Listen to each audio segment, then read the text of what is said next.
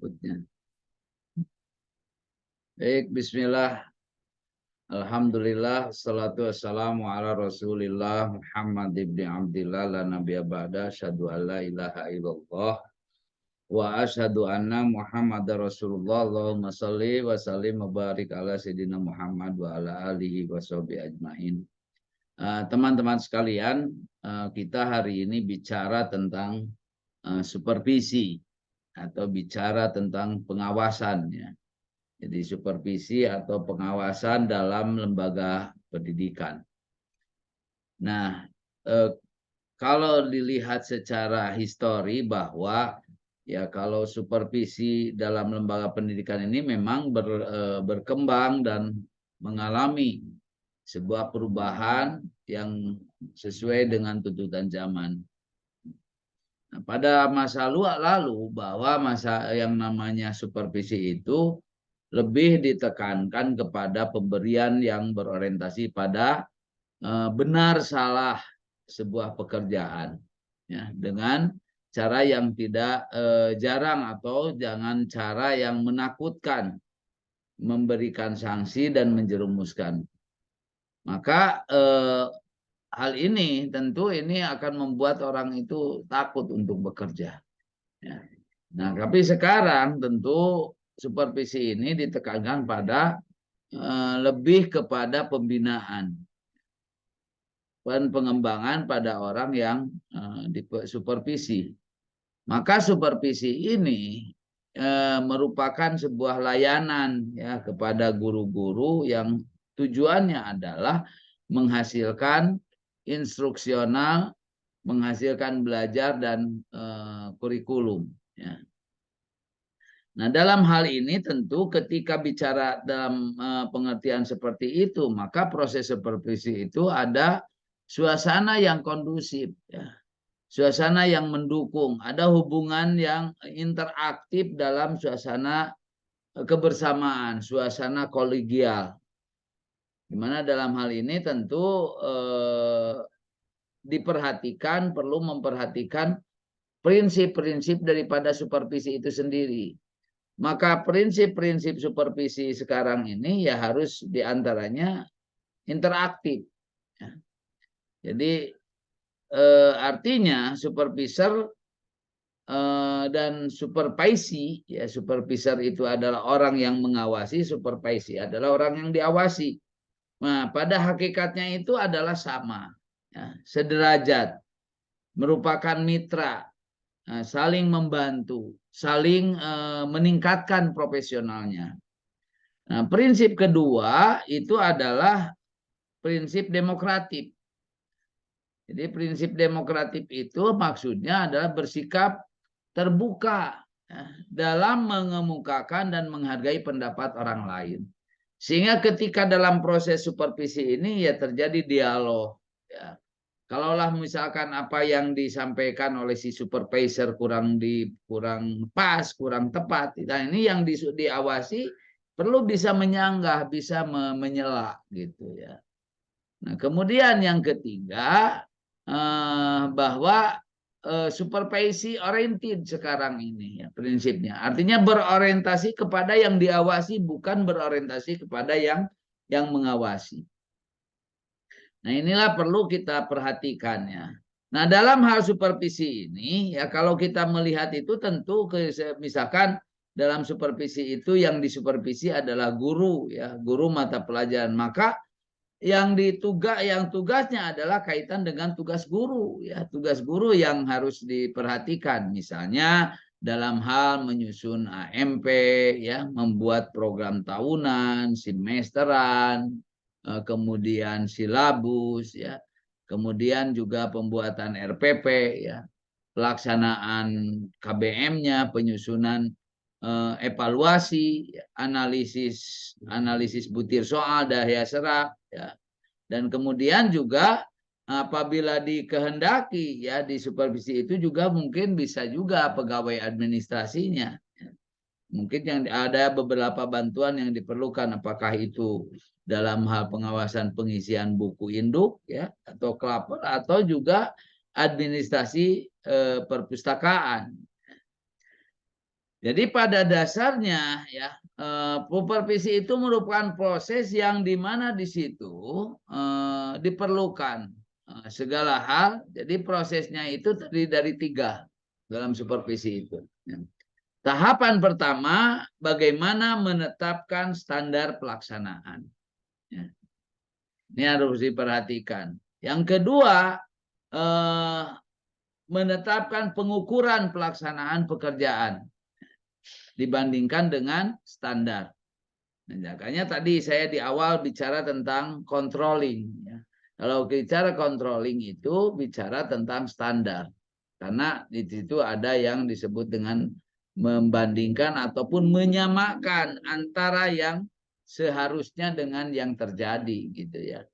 Jadi kemudian yang ketiga menentukan adanya gap atau kesenjangan deviasi antara pelaksanaan dengan standar atau rencana. Nah, ini 3 hal yang perlu diperhatikan dalam hal pelaksanaan.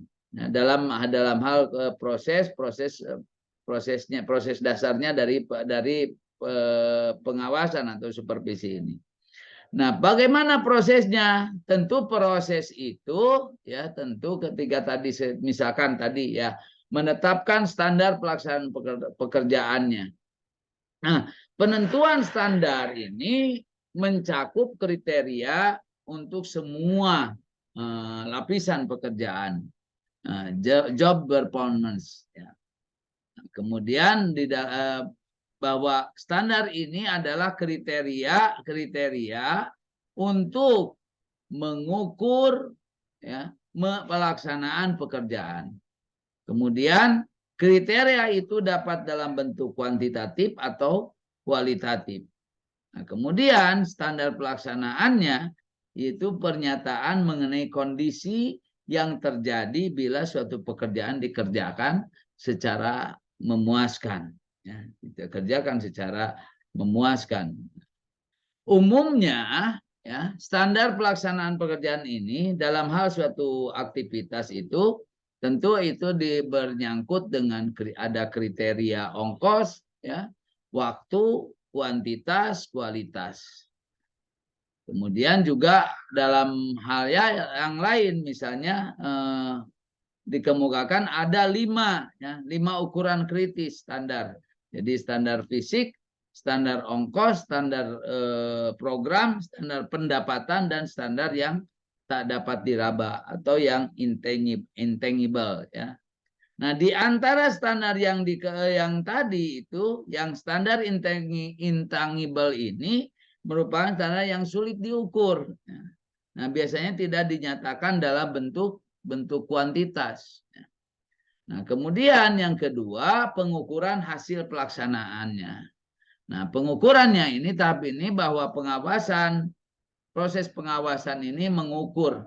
Nah, kemudian kalau ketika bicara mengukur maka membutuhkan metode ya, membutuhkan teknik.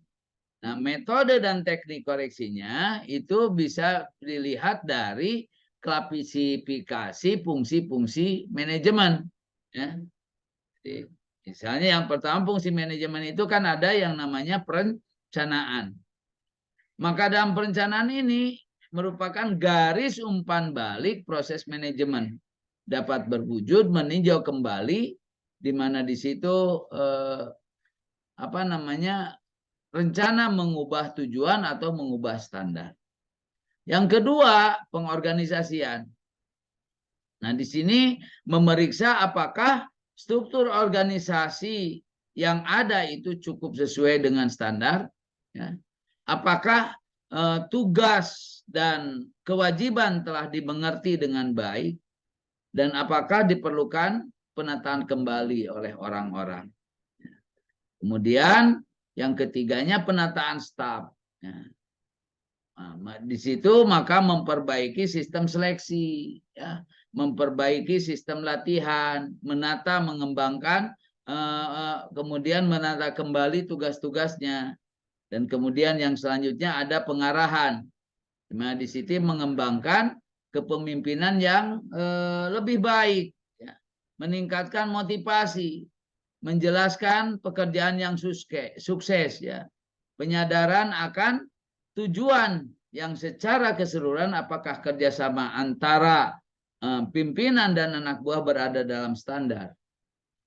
Nah, itu kita dapat dilihat hal itu dalam sebuah proses itu.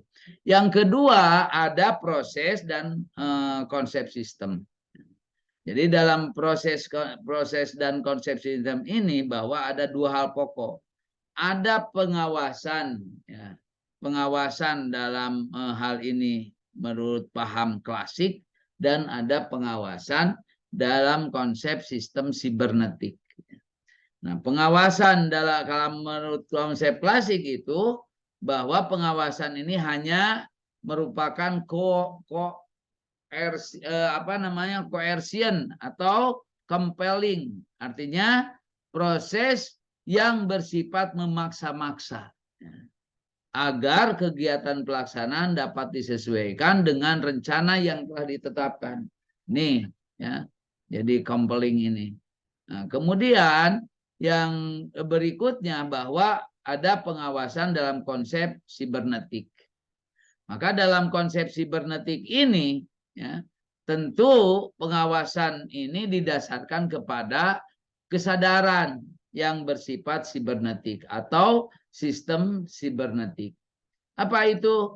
Yaitu sistem kesadaran yang memandang organisasi atau ekosistem sebagai mesin homeostatik, yaitu yang bekerja secara otomatis.